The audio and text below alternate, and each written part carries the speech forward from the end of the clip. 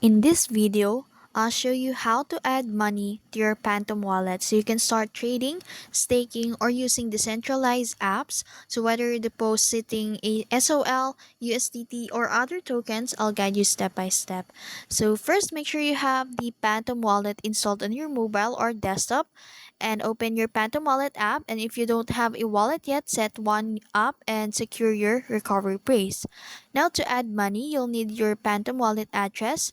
You can tap on your wallet balance in here and at the top, and after that click the deposit or select the token you want to receive, example like that, and then copy your uh, wallet address or scan the QR code. So only send Solana based token or SPL tokens to your Phantom wallet. And if you're adding money from crypto exchange, open your exchange account.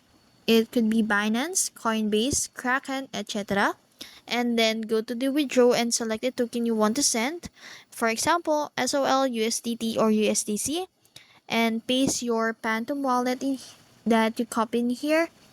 And choose the Solana network or SPL tokens only. And then confirm the transaction and wait for the deposit to complete. It usually takes a few seconds to minutes. Always double check your wallet address before sending funds.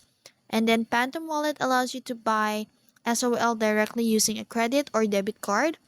Just simply click the buy and select a payment provider. It could be MoonPay, Ramp, or Coinbase Pay, and enter the amount of SOL you want to buy and then complete the transaction and wait for the funds to appear on your wallet.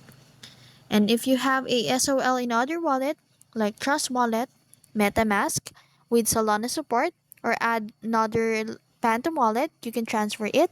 Just open your other wallet and then select send and choose SOL or any supported token. And that's it.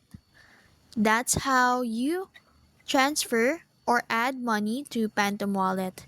If you found this video helpful, don't forget to like, share, and subscribe to the YouTube channel.